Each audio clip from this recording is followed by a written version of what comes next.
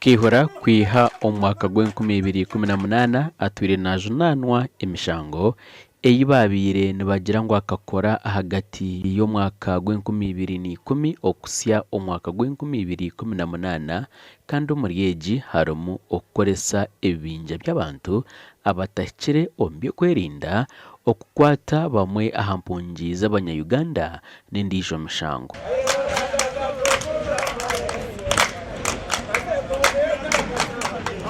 Emishango Abere Bizimana chairman wa district ya Kisoro yayoreka ngo bashemerwa munonga ahabwe cyakorwa.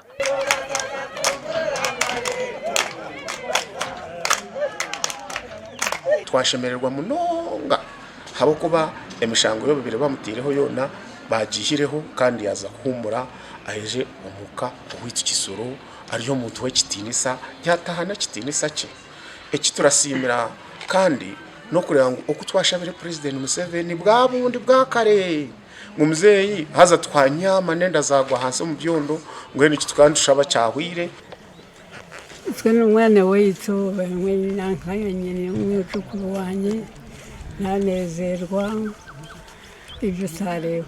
Martin Hakizimana kansara w'abantu begombora ya Morola nawe yagira ngo Kayihura atwire nateganisubwa emishango kandi bonka batura iyibabire nibareba nkebire tinemani.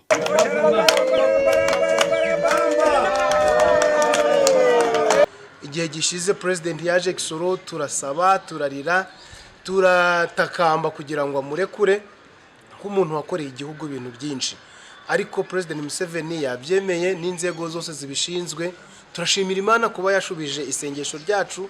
Abantu batura nabo bagamba ahacyo kwihwaho emishango kandi bagira ngo mushija bakabana bamuturabusha konko mushija akasavinga ebisanja bibi, so meaning akakora akabari yo mukozi mu mirimo ni habaho bintu ni habamo challenges much of when uri mu office bine birakubarirwaho byo takozire konka byakozigwe n'abandi konka uja ni wori head byone nibabikubara by'emishango bakabine kugidropinga, in fact bakabara gidropingira long time ago. For sure, when we heard that John Kari was arrested and was put in jail, we felt unhappy.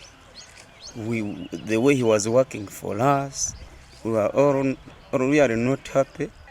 Ningenda kusima President Museveni hati ekina bugambira ngo buriya tukamuho bururu 2026 twaza kumushikiriro bururu mbwenu nente niziza kuronda.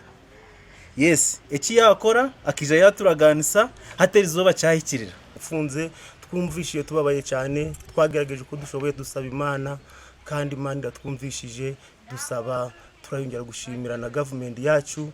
Kale Kayihura akabingwa ahantebe yo kwebembera police omwihanga omukwezi kwa kashatu omwaka gw'2018 emishango nekwe kutandika. Twamanyitsibwa ngo mukwezi kwa 12 nihija kubaho omukoro gw'amani omuri Kisoro obwo bakusima ahabo kurekurwa kwa Kale Kayihura n'obusinguzo bwe. Gashakwa Job namanya.